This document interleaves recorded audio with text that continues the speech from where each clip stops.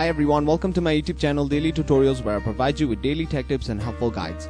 In this tutorial, I'm going to show you how you can log into your online banking account for Deutsche Bank. First, make sure you have a good internet connection and it's working properly. Then go ahead and open up a web browser. On the search bar, type in m.db.com.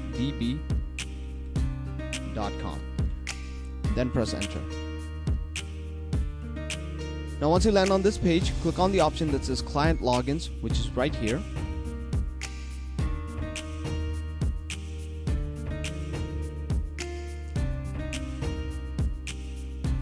Now I have to choose your preferred country under the option that says Online Banking for. I'm going to go with Germany for this example.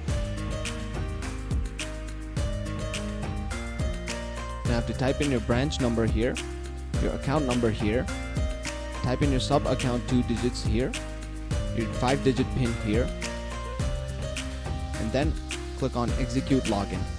Once you click on Execute Login, you should be successfully logged into your online banking account for Deutsche Bank.